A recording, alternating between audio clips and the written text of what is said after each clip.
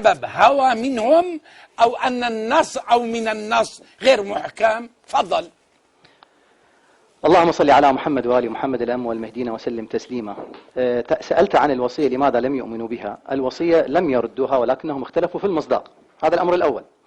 الأمر الثاني فسر لي للعامة، خذ وقت، فسر لي لأهل حماة الأبطال ولأهل حلب. شيخنا ليش تقاطع يا شيخ؟ لماذا تقاطع حتى يتشيعوا؟ شيخ لماذا تقاطع يعني؟ تفضل. تسألني أنا أجيبك وبكل هدوء. أنت يعني تعصب وتقاطع لماذا؟ صح. اسمح لي أن أكمل يعني، اسمح لي. أنت تقول أحببت محاورتي يا أبا زينب وحاورك. أنا أقول لك ليش معصب. أنا بقول لك ليش معصب. لأني أريد أن أبايع مهديكم بالسرعة وأنتم تمنعونني ولا تعطوني السرعة بالإجابة. مشان هدي أعصابه يا شيخ. لحظة شوي اسمعني. خلينا اسمع الكلمة بس، اسمع يا حبيبي. أنا معصب لأني أريد أن أبايع قبل أن أموت ميتة جاهلية، وأنت بتعمل لي خطب منبرية والآخر يعمل لي مرافعات محكمية. بدك أعطوني الزبدة. أنت تعمل خطب يا شيخ، ما حدا تكلم ولا حدا عمل خطب. يلا يا أستاذ محمد، يعني اطلب للشيخ شيء ليشرب والله، يعني حتى نريد نتحاور، يجب أن تستفاد الناس ونستفاد ليهدأ قليلا يعني. ما خلاص هو بيشرب جميله. تفضل. إن شاء الله خير. تفضل. إذا خلص أسئلته خليني أجاوب. أولا كما قلت الناس اختلفوا في المصداق ولم ينكروا وصية رسول الله، بل هم يستفتحون على الناس بوصية رسول الله. وكثير منهم كان مختلفا يوم أمس واليوم آمن، والكل سيبايع إن شاء الله يعني. ومنهم الشيخ العرعور، لماذا لا يعني؟ هو الرجل إذا أراد أن يهتدي يوصله الله سبحانه وتعالى. أما من لا يهتدي لخلفاء الله سبحانه وتعالى بعد أن تمت الحجة على الناس بهذا القانون الإلهي الذي فرضناه عقلا منطقا وشرعا وقانونا وانطبق على كل الحجج منذ ذلك اليوم إلى يومنا هذا مع كل هذه الأدلة، ثم لا يؤمنون، فنعم هذا هو الهوى، سواء كان شيعي أم سني أم مسيحي أم يهودي. نعم هذا هو الهوى.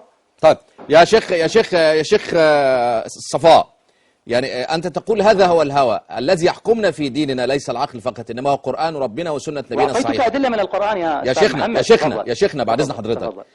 الهوى ده يعني لدى الإخوان الشيعة أو لدى علماء الشيعة لسبب، لأنه بيفترضوا النظرية ويفترضوا الفرضية ثم يبحثوا في كتاب الله. إنما السنة بينطلقوا من الآية ثم يفسروها حسب لغة العرب وحسب قاعدة تفسير معروفة. أنا عايز أسألك يعني لماذا الغيبة أصلا؟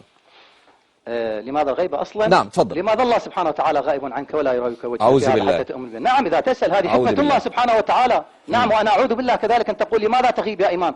هذه حكمة الله. أنا لما بقول لك لماذا الغيبة يا شيخ صفاء أنا لما بقول لك لماذا الغيبة، لما بقول لك لماذا الغيبة بسألك يعني ليست هناك فائدة من الغيبة، لأنك أنت تقول أن هناك الإمام لابد أن يكون حيا حجة قائما يتعامل معه الناس ويوصل للناس دينهم. أستاذ محمد هناك حقيقة غيب عنك وعن الشيخ وعن حتى المشاهدين وأكثرهم سواء كانوا شيعة أم سنة. إن لله سبحانه وتعالى قانونا يعرف به خلفاء الله في أرضه.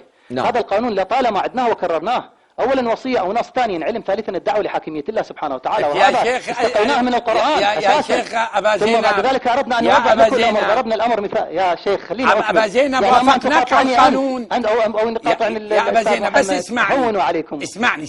نعم تفضل. الله يرضى عليك. الله يهدينا وإياك. يا رب اجعلني وإياك مباركين. نعم تفضل. احنا آمين رب العالمين. الآن في مجلس قضاء وافقنا على كل السنن القضائية اللي ذكرت أنت. وافقت والله العظيم إني لصادق، ما أجاملك. وافقت إنه المهدي يجب أن يكون عالما ويدعو إلى حكمية الله وأن يكون الذي أخبر عنه النبي صلى الله عليه وسلم. الآن نحن في مجلس قضاء لنعين هذا الرجل.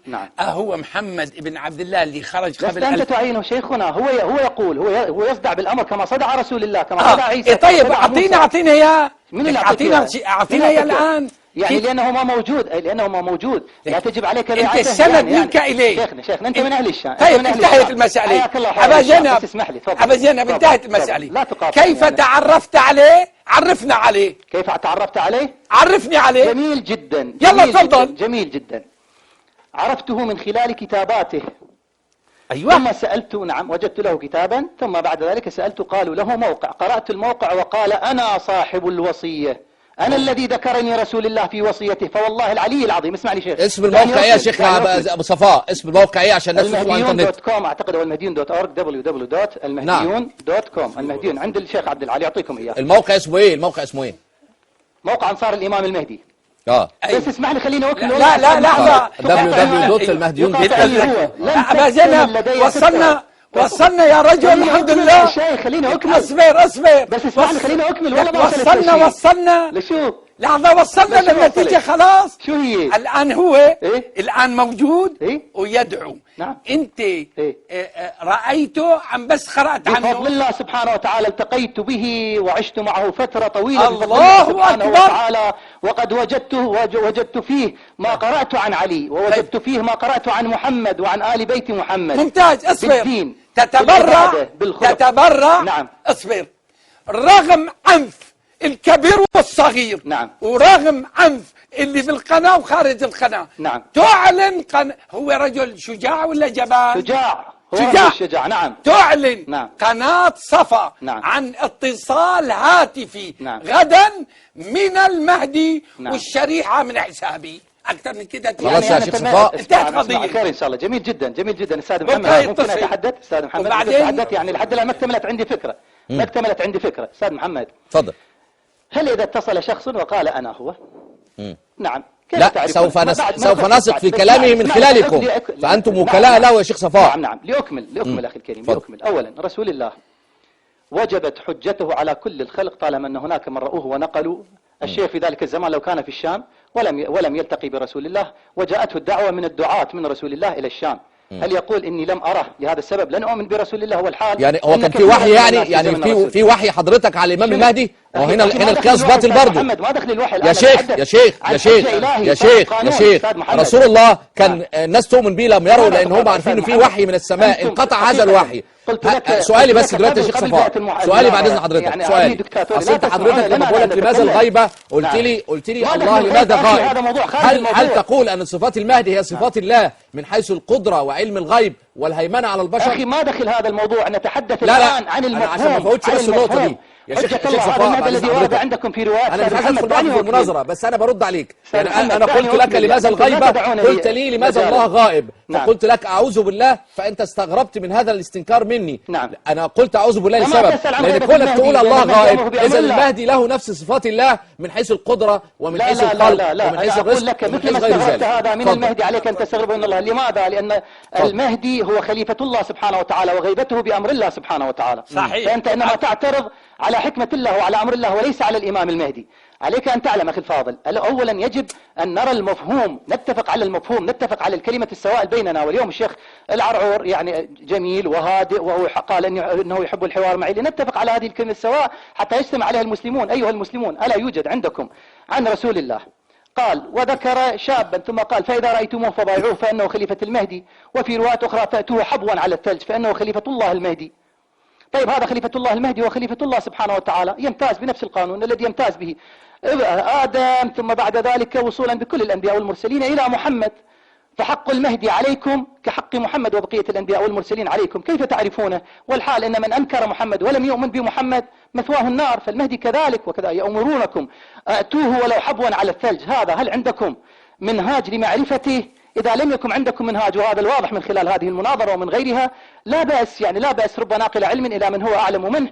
يعني نعرفكم ما هذا المنهاج الذي علمناه يمان آل محمد المهدي. المنهاج مكون من 3 نقاط وطبقوه على كل الأنبياء والمرسلين، ينطبق عليهم إذا انطبق فهو كذلك ينطبق، وإذا انطبق على المهدي فهو حاله من حالهم حجة من حجج الله سبحانه وتعالى كما كانوا هم.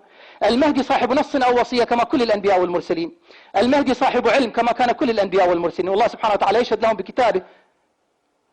والمهدي دعا إلى حاكمية الله وقال أنا الإمام المنصب من الله سبحانه وتعالى وعليكم طاعتي. إذا لم يكن هذا هو المهدي أستاذ محمد جزاك الله خير، اسمح لي فقط أن أكمل. أنتم أيها السنة نسأل الله سبحانه وتعالى لنا ولكم ولكل أهل هذه الأرض الهداية. آمين. هذا المهدي الذي بشر به رسول الله محمد صلوات الله عليه وعلى آله، هل هناك طريقة لنعرفه أيها الأخوة؟ يعني أتوه ولو حبوا على الثلج، يصلي خلفه عيسى نبي من أنبياء الله أولي العزم، هل هناك طريقة لمعرفته حتى على الأقل لا نكون مثلا على التل وهو يحارب نكون معه، أو حتى لا نكون ممن يحاربه، قد نكون من جيش السفيان ونحن لا نعلم. قد يدعي أيضا كما قال الشيخ العرعور، قد يدعي سفيان أنه هو المهدي وشخص آخر يقول أنا المهدي. كيف نعرف المهدي الحقيقي من السفياني؟ أليس هناك قانون وضعه الله سبحانه وتعالى من هذا الأمر عبثا يعني بالصدفة؟ هذا الذي يسكن في نفس المنطقة التي خرج منها المهدي يؤمن بالمهدي، وهذا الذي يسكن في المنطقة التي خرج منها السفياني يؤمن بالسفياني. يجب أن تكون هناك عندكم منهجية يا شيخ عرعور يا أستاذ محمد وكل السنة وكذلك حتى الشيعة، يعني منهجية لمعرفة هذا المهدي. هذه المنهجية هي انطبقت على كل الأنبياء والمرسلين. أهم شيء النص. رسول الله قال عن هذا النص كتاب لن تضلوا بعده أبدا، كتاب عاصم من الضلالة. إن رسول الله كمن يعني لسان حاله يقول وقد ضرب على صدره أضمن لكم لن تضلوا. ما هو هذا النص؟ نص بأسماء، وهذه الأسماء لم يدعيها ولم يدعيها على مر العصور إلا صاحبها، فيكفي أن يقول أنا صاحب النص ويأتي بنص رسول الله من أي كتب. طب لا طالما بعد حضرتك سؤالي بس عشان بس فضل. الساده المشاهدين ما يتوهوش مني ومنك. تفضل. قول لي اهميه المهدي عندك عشان بس اسال نفس السؤال الشيخ انه حجه من حجج الله المهدي عندي، حجه قول لي من حجج أهميته الله بالنسبة لك ولا إيه؟ تقبل طاعاتي وعبادتي الا من خلاله، كما ان محمد رسول الله حجه من حجج الله، لا يقبل الله سبحانه وتعالى بمن كان مسيحيا. يعني كل الناس ضالين اللي ما بيقولوش بالمهدي. هذا قول الله سبحانه وتعالى وليس يعني قولي طبعا. بالضبط، هو ده اللي انا عايز احدده بس. لان المهدي يعني أهمية هذا الرجل غيبته لماذا؟ اين مكان الغيبه؟ هل غابت عنك المعلومه ان المهدي يملا الارض قسطا وعدلا؟ يملا الارض قسطا وعدلا. كيف يملا قسطا وعدلا اذا انت وغيرك لم تؤمروا باطاعته